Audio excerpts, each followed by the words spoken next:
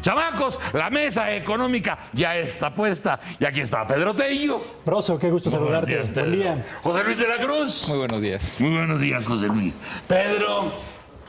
Es inevitable. Las malas noticias. No, el seguro. informe de ¿A qué te gobierno. refieres?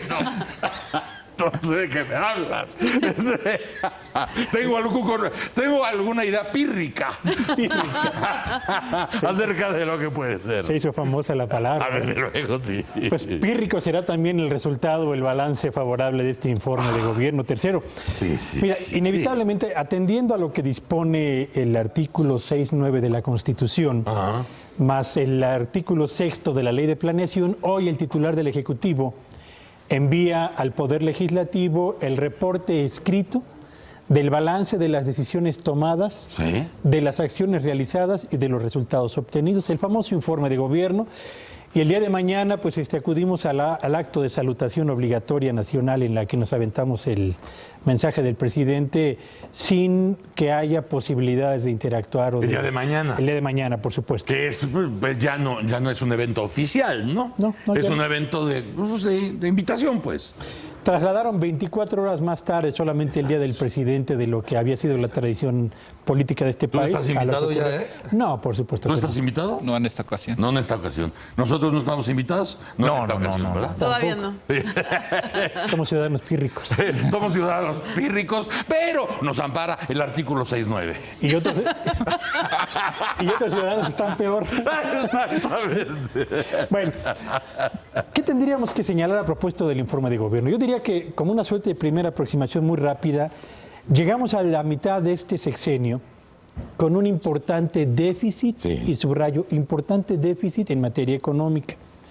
El crecimiento de la economía mexicana, no solamente en este último año, sino en los dos previos, se ha quedado absolutamente por debajo de lo que las autoridades originalmente habían establecido. Y hay que recordar que parte del discurso del entonces candidato y hoy presidente de la República, Enrique Peña Nieto, era que la economía de México iba a empezar a caminar más, iba a caminar mejor y lo iba a hacer con un perfil incluyente a escala nacional entre regiones, empresas e individuos. Y la verdad es que en materia económica la economía mexicana no ha caminado más, no ha caminado mejor y tampoco ha caminado con el perfil incluyente que nos habían dicho.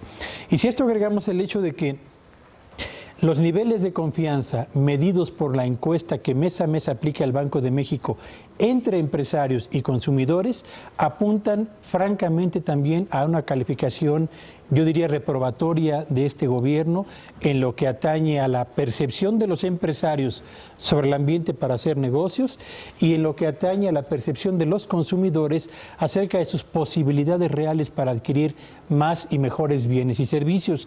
Y si agregamos a esto, Broso, el hecho de que la economía mexicana pasó del famoso Mexican Moment, ¿te acuerdas que aquí lo señalábamos? Sí, claro. Al momento actual marcado por la devaluación de nuestra moneda, por el colapso de los precios del petróleo, por una auténtica fisura enorme en la estructura misma de las finanzas públicas. Bueno, pues estamos hablando de una economía que, para establecer la analogía con un avión, se mueve solamente con un motor en operación, en una zona de turbulencias que no solamente no va a terminar pronto, sino en la que seguramente se van a acrecentar las turbulencias. Llegamos a la mitad del gobierno, de este sexenio, con un balance económico que ofrece más interrogantes que respuestas, más saldos negativos que resultados favorables y sobre todo con una población vista desde la perspectiva de empresarios y consumidores que francamente no comparten el diagnóstico oficial sobre dónde estamos parados, de dónde venimos y hacia dónde vamos. Es lo que tú dices, casi es de asustar, y lo platicamos ayer. Ayer vino Ramón Flores. Ayer, cuando empieza la historia neoliberal, sí, ¿verdad? Del 82. Así fue. O sea, ¿cómo empieza a deshacerse cualquier cosa que haya existido antes? Claro. Empieza, o sea, estaba mal, o estaba chueco, o estaba por crecer, o ya no iba a crecer, pero eso es lo que había, y de pronto ya ni eso hubo.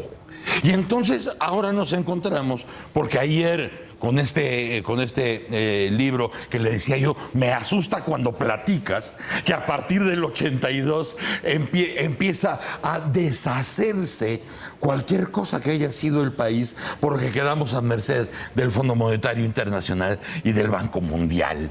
Y esas son las directrices que van más allá de lo que presidencialmente se puede hacer. Entonces, yo lo que no me explico, José Luis, a propósito de este informe, el tercero de esta administración, que bien platica Pedro, nosotros donde jugamos, porque contamos si pagamos impuestos, ¿no?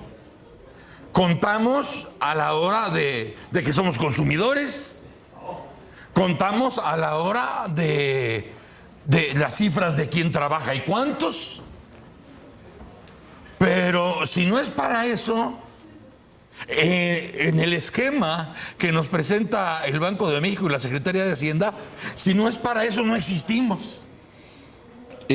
Digamos, ese es un problema de la democracia formal. Es decir, tú cuentas el día de la elección, cuentas en algunas de las estadísticas que acabas de mencionar, pero no cuentas para darle vida a lo que la propia Constitución marca. Si tú revisas el artículo 3 de la Constitución, que está dirigido a la educación, hay un concepto en donde dice, por democracia se va a entender el mejoramiento continuo del nivel de vida de la población, palabras más, palabras menos. Es decir, la propia Constitución le pone al concepto de democracia no el elemento formal de ir a votar, no el elemento de tener partidos, sino la obligación del Estado de generar un nivel superior de vida para la población. Entonces, en ese sentido, el punto que tenemos es de que México, bajo esa tesitura, no soy experto en la parte legal, pero desde mi punto de vista, pues simplemente lo que tenemos es que no tenemos democracia.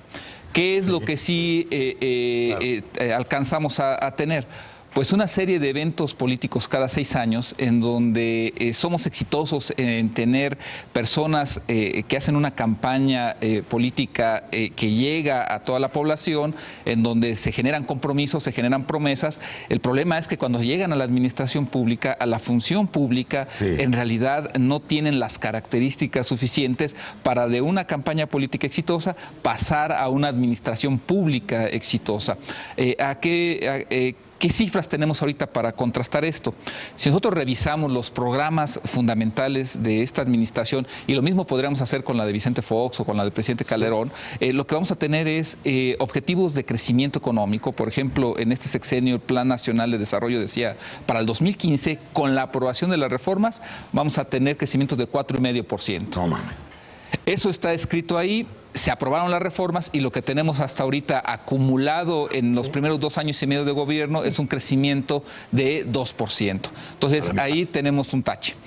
Segundo, tenemos un problema de que 2 o 3 días después de que inició el gobierno se da el campanazo para ir con la Cruzada Nacional contra el Hambre, se dice vamos a ir a fondo en la lucha contra la pobreza, se reconoce que la pobreza es un problema. En el sexenio anterior del presidente Calderón se decía, no, la pobreza no es un problema. Entonces ya era todo un éxito decir que la administración pública reconocía algo que todos conocíamos pero que oficialmente no existía. Se reconoce, pero ¿qué resultados nos dan las cifras? A pesar de ello, a pesar de que se instrumentan recursos millonarios, nada más para darnos una idea, en fines de 2006 se destinaban 28,000 millones de pesos al desarrollo social, al ramo de desarrollo social. Ahorita se destinan 130,000 millones de pesos. Bueno, a pesar de que se reconoce que se destinan más recursos, la pobreza se incrementó en 2 millones más de personas durante los últimos 2 años. Pero cuando se ve la línea de bienestar mínimo, es decir, si la gente tiene el ingreso económico suficiente para vivir bien, el número de personas que no alcanza a sobrepasar esa barrera subió en 3 millones más. Es decir, tenemos casi 64 millones de mexicanos que no tienen ni siquiera el ingreso suficiente para superar esa línea de bienestar. Entonces, ¿de qué estamos hablando? De que nuestro éxito en la democracia formal, la democracia política, no se traslada a la ejecución eficiente y sobre todo eficaz de programas de gobierno. Está el crecimiento económico, el problema de desarrollo Desarrollo Social, y podemos poner dos aspectos más. El de empresas, lo mencionábamos hace una semana, ¿recuerdas tú? 0.2% de las empresas te generan el 64% de la producción total, pues evidentemente que ahí ya tenemos un embudo, porque el resto del 99.98% de las empresas no va a alcanzar a generar la riqueza y a distribuirla en forma de salarios de manera correcta para que podamos desaparecer la inequidad. Y un cuarto punto, el propio gobierno. En los primeros 7 meses de este año, el gobierno, por puros costos financieros, ha debido pagar 235,000 millones de pesos, más de lo que ha destinado al desarrollo social en el mismo periodo. Si tomamos en cuenta todas estas, vamos a tomar como premisas lo que dice José Luis, en la mitad del sexenio, después de 10 cambios en el gabinete. En esta ronda, sí. En esta ronda, 10 cambios del gabinete. O sea, la ronda pre-informe, pre-tercer informe. O sea, ¿qué queda más allá de cualquier expectativa? O sea, ¿qué queda por anunciar el día de mañana en la fiesta del presidente y sus amiguitos allá en el Palacio Nacional? ¿Qué queda por decir para que alguien se vaya con la idea de que posiblemente algo se logrará? Hay un reacomodo estratégico en el gabinete. Hay al mismo tiempo una situación económica nacional e internacional que reduce considerablemente el margen de maniobra para que el gobierno lance un proyecto de desarrollo económico consistente hacia adelante. No hay, al menos hasta este momento en el discurso gubernamental, el ánimo autocrítico para ubicar en su justa dimensión dónde estamos parados, y tampoco, diría yo, el liderazgo para convocar a la firma de un pacto que efectivamente defina rumbo, convoque al esfuerzo colectivo y nos lleve por lo menos a intentar algo nuevo a lo que hemos venido haciendo inercialmente. Me llama mucho la atención lo que dice Pedro, y a lo mejor tú lo compartirás. Ya ni siquiera está planteando la posibilidad de que de pronto se les encendiera una luz y dieran a conocer un rumbo nuevo. Ni siquiera esa expectativa tiene. Hay cambio de políticos, no de políticas públicas, que es lo que necesitamos. Exacto. Cambiaron políticos, pero no las políticas que tenían que haber cambiado. Pedro Tello. Broso, buenos días. Un placer. Gracias. José Luis de la Cruz. Muy bien. Muchas gracias. Señora, muchas gracias. Gracias, un placer. Doctor, muchas Tengan un gracias. excelente día, señor. Mañana, chamacos, a las 6:30, lo quieran o no, estaremos con ustedes aquí en Foro TV. Si tienen tele, ahí se ven. ¡Órale!